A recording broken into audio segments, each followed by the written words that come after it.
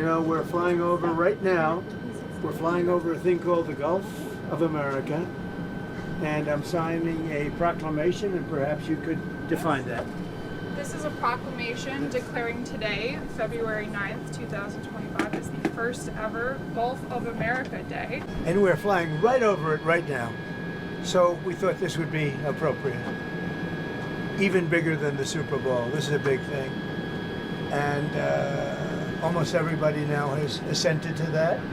Attention on board. Ladies and gentlemen, if you could please direct your attention out the right side of the aircraft. Air Force One is currently in international waters, for the first time in history, flying over the recently renamed Gulf of America. Please enjoy the flight, and we are now about to head westbound to Super Bowl 59. Wow, he did that well. That's a good Isn't that nice? You know, what about make America great again, right? That's what we care about. Okay, here we go.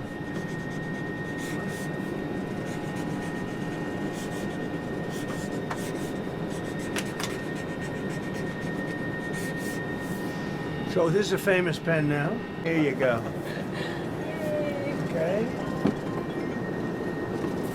Have you talked to Mexico about this? Do they have Actually, interestingly, I've never spoken to him about it. It was our call, and I have not spoken to him about. I've spoken to him about many other things, but I haven't really talked to him about this. They have never brought it up.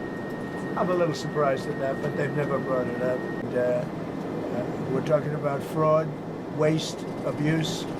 And when a president can't look for fraud and waste and abuse, we don't have a country anymore. So we're very disappointed with the judges that would make such a ruling. But we have a long way to go. We have to look, we have to find all of the fraud that's going on. We have tremendous fraud, tremendous waste, and tremendous abuse, and theft, by the way. And the day you're not allowed to look for theft and fraud, etc., then we don't have much of a country. So no judge should frankly be allowed to make that kind of a decision. It's a disgrace. Gulf of America, Canada, Greenland, Gaza, all these are very muscular foreign policy. How does this align with America First? Because it makes us bigger, stronger, and better, and more protective. But if they became our 51st state, it would be the greatest thing they could ever do. It would be unbelievable. It would be a cherished state. And think of how beautiful that country would be without that artificial line running right through it. Somebody drew it many years ago with a ruler, just a line. You look at how beautiful that is, wow, it would be very exciting. But if you look at Canada, it would be cherished as a 51st state. Would you agree that it's a more aggressive foreign policy than your first term? And why is that? It's more aggressive, it's better. Why? Because I think I've had a lot of experience. And in my first term, I was fighting everybody because they were very aggressive toward me.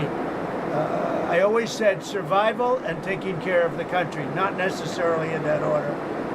But I had to take care of the country, but I had a bunch of lunatics like Pelosi and all of these people. They fought me, and we won. I have more time to do what I want to do. So we're making our country larger. We're making our country stronger. And in the case of Canada, if this should happen, I don't know how they can do it without us, because without the U.S., Canada really doesn't have a country. They do almost all of their business with us. And if we say we want our cars to be made in Detroit, with a stroke of a pen, I can do that. And other things in addition to that would not allow Canada to be a viable country. I'll be announcing probably Tuesday or Wednesday at a news conference reciprocal tariffs, and very simply, it's if they charge us, we charge them. That's all. When does it go into effect, sir? Almost immediately, but I'll be announcing the details of it, highly detailed, and it'll be great for everybody, including the other countries. But if they are charging us 130% and we're charging them nothing, it's not going to stay that way. This is on every country? Every country will be reciprocal this way. Mr. President, can you confirm that It won't affect everybody because there's somewhere we have similar tariffs. But the ones that are taking advantage of the United States, we're going to have it's reciprocity, it's reciprocal.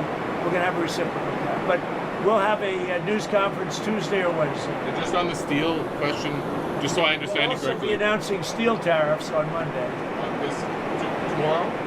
Monday, yeah, tomorrow. What countries will those go on? Everybody. Steel. Including Canada and Mexico? Yeah. United States? Any steel coming into the United States is going to have a 25% tariff. What about aluminum, sir? Aluminum too.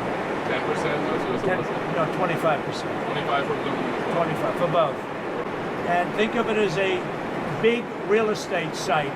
And the United States is going to own it and will slowly, very slowly, we're in no rush, develop it. We're going to bring stability to the Middle East. We'll be building through other of the very rich countries in the Middle East. They'll be building some beautiful sites for the people, for the Palestinians to live in. They'll be living in harmony and peace probably for the first time in hundreds of years. A couple of years ago, your vice president suggested that if the Supreme Court rules in a way you don't like, just let them enforce it. Do you agree with that? Say the last part. Vice president suggested that if the Supreme Court rules in a way that you don't like, they can just enforce it by themselves. Do you agree with that? I don't know even what you're talking about. Neither do you. Who are you with? Up close, sir. Who? Up close. Oh, no wonder. I thought they died. Are they still around? I haven't read them in years. I thought they died. All right, go ahead. Who else? Why does it make the country safer to take away the AG's security clearance? And is that a form of retribution? Which If there's somebody, no. If there are people that we don't respect, if there are people that we thought that were breaking the law or came very close to it in previous years, we do it. And we've done it with some people. We've done it with Biden himself. We think our country is not as safe if you gave him clearance. We don't think he knows what he's doing. And what he's done to this country is a disgrace.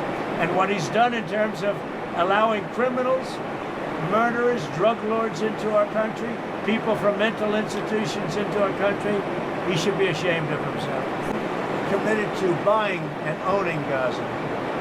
As far as us rebuilding it, we may give it to other states in the Middle East to build sections of it. Other people may do it through our auspices, but we're committed to owning it, taking it, and making sure that Hamas doesn't move back. We'll let other countries develop parts of it. It'll be beautiful.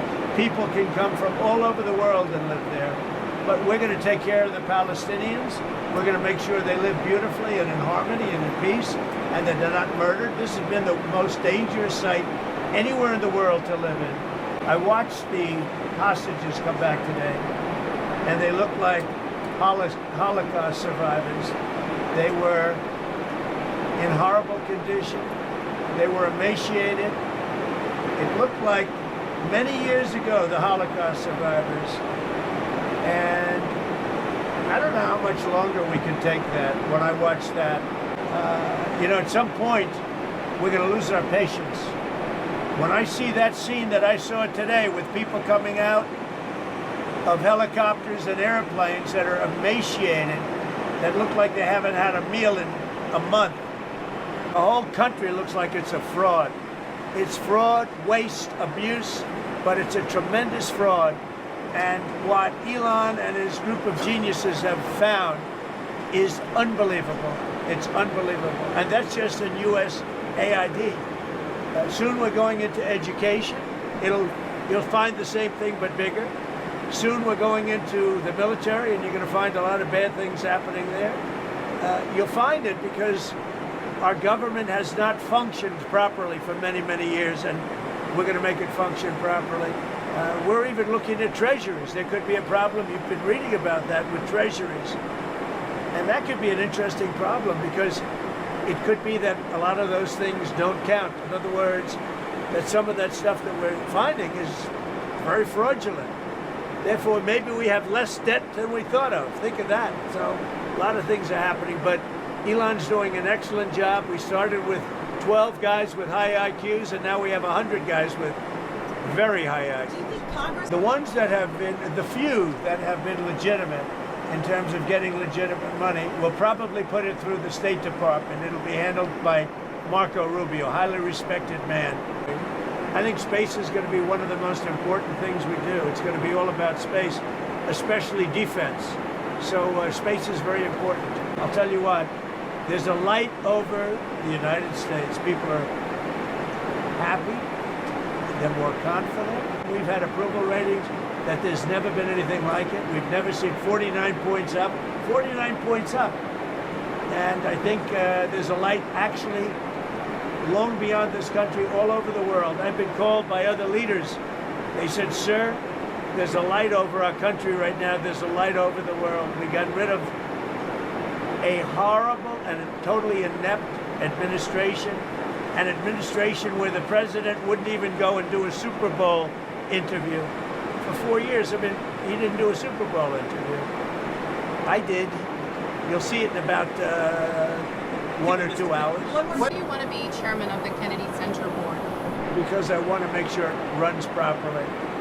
We don't need woke at the Kennedy Center. We don't need, some of the shows were terrible. They're a disgrace that they were even put on. So I'll be there until such time as it gets to be running right. Have you seen any shows there? How do you know they're I terrible? didn't go. No, I got reports it was so bad I didn't want to go. There was nothing I wanted to see. Thank you very much, everybody.